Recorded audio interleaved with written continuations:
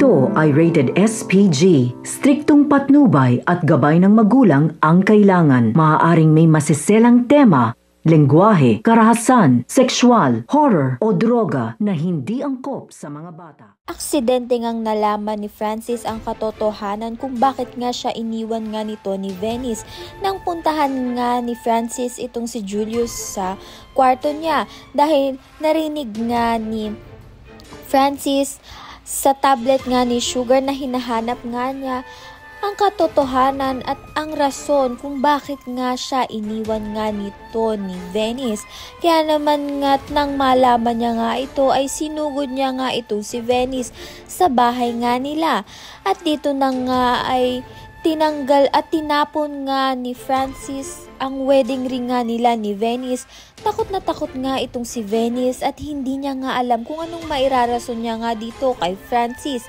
Kaya naman nga't hinayaan niya nga lang magalit nga itong si Francis. At ito ngang si Francis ay ipaprocess na nga raw ang annulment nga nilang dalawa ni Venice. Talagang ngang wala nang nararamdaman si Francis kay Venice. Kaya naman nga't wala nang pipigil sa pagtingin niya nga dito kay Tata. At ito ngang si Tata ay napapansin na nga ni Inay Guapa na kinikilig na nga lang. Kaya naman nga't kinumpunta na nga ni Inay Guapa itong si Tata. At tinanong niya nga kung anong ngang nararamdaman niya. At dito na nga inamin ni Tata na gusto niya nga raw itong si Francis.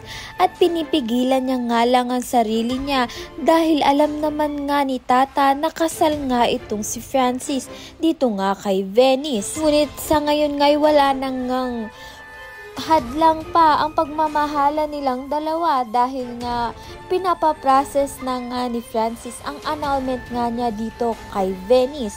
Ayan at iba pa ang dapat nating pakaabangan. Maraming salamat sa iyong panunood.